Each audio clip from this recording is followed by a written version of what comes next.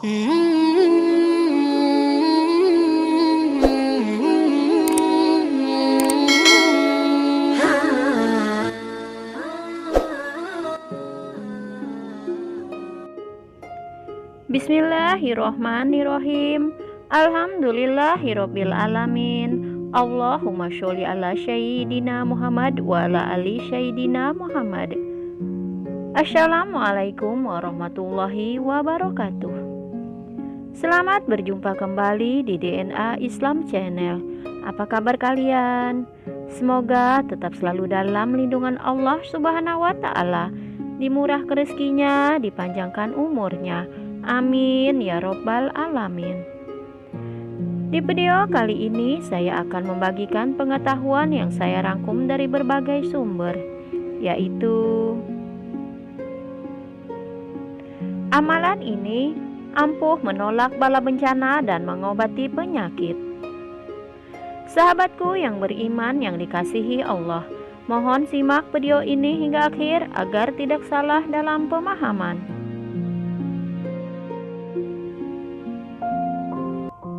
Kucing merupakan binatang yang paling sering kita jumpai di lingkungan sekitar kita. Tidak sedikit dari kita yang memelihara binatang yang sangat disayangi oleh Rasulullah Shallallahu Alaihi Wasallam ini. Rasulullah Shallallahu Alaihi Wasallam pun memiliki kucing kesayangan yang bernama Muiza. Bahkan sahabat Nabi yang bernama Abdurrahman bin Zakar dijuluki Abu Hurairah yang berarti bapak kucing, karena kecintaan beliau kepada kucing-kucing. Saking pentingnya menyayangi sesama makhluk hidup termasuk kucing, Abdullah bin Umar radhiyallahu anhuma meriwayatkan bahwa Rasulullah Shallallahu Alaihi Wasallam pernah bersabda, ada seorang wanita disiksa karena seekor kucing yang dia kurung hingga mati kelaparan, lalu dengan sebab itu dia masuk neraka karena dia tidak memberinya makan dan minum ketika mengurungnya, dan dia juga tidak melepaskannya supaya ia bisa memakan serangga di tanah. Hal ini menandakan sudah ada peringatan dari Rasulullah Shallallahu Alaihi Wasallam bahwa menyakiti makhluk hidup adalah sebuah perbuatan dosa lagi tercela.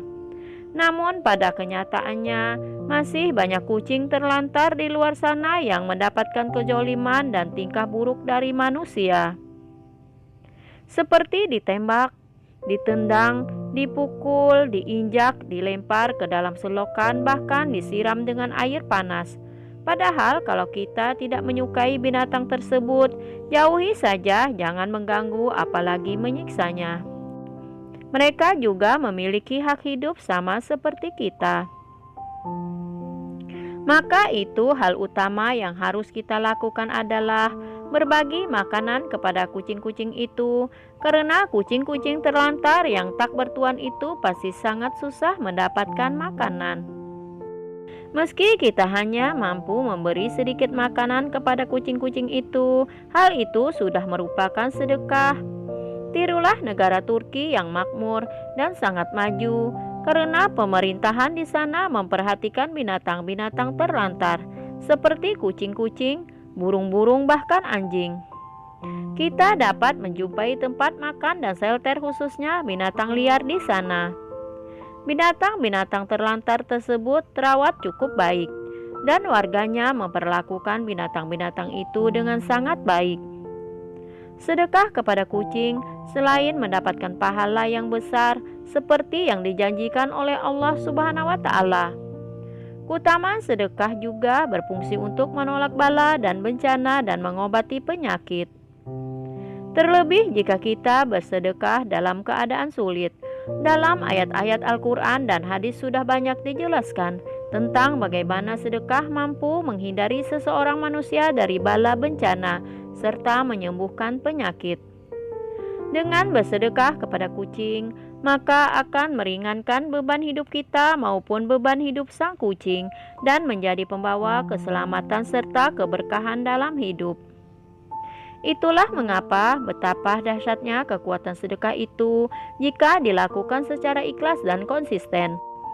Hal ini sebagaimana dijelaskan dalam sebuah hadis riwayat At-Tabrani, bahwa bersegeralah bersedekah sebab bala bencana tidak pernah bisa mendahului sedekah. Jadi sedekah bukan saja menghindarkan kita dari bencana, tapi juga bencana tidak akan melewati jika ada orang-orang yang bersedekah. Kita memang tidak bisa memastikan sedekah yang mana dan sedekah apa saja yang bisa menghindarkan kita dari bencana.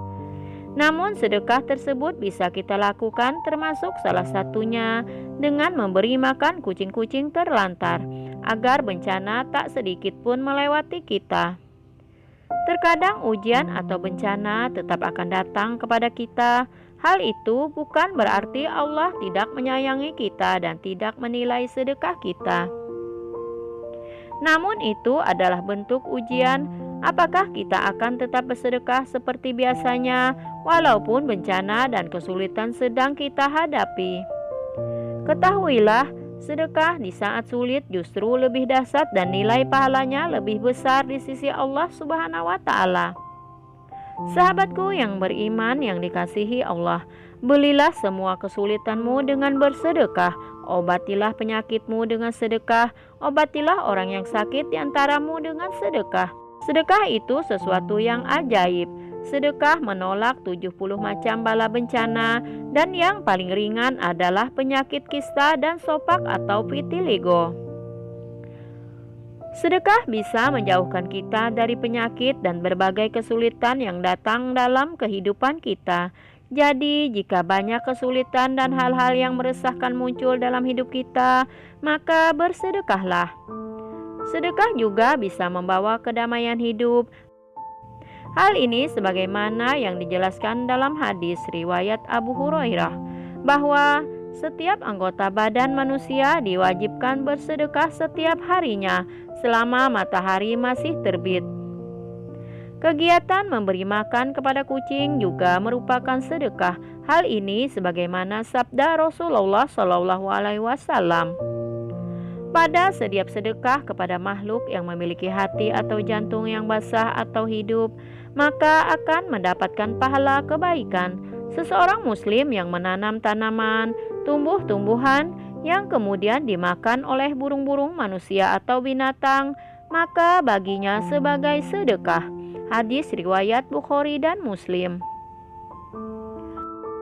Bukan saja di dunia, sedekah juga menolak bencana kelak di akhirat nantinya dan pada saat hari kiamat.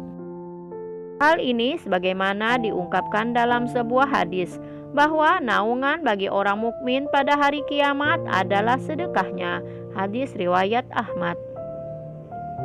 Jadi walau kita tidak bisa rasakan di dunia, tetapi Allah akan menjamin bahwa sedekah akan menyelamatkan kita kelak di akhirat.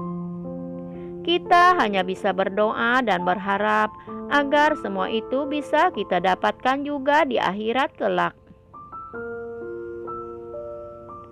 Dalam sebuah riwayat At-Tirmidzi dan lainnya, Rasulullah SAW bersabda, sesungguhnya sedekah benar-benar memadamkan kemurkaan Allah dan menghindarkan dari kematian yang buruk. Murka Allah adalah hal yang paling kita hindari dan jangan sampai hal ini hadir di tengah kehidupan kita. Maka itu bersedekahlah kepada sesama makhluk Allah yang membutuhkan, agar kemurkaan Allah tidak menerpa kehidupan kita.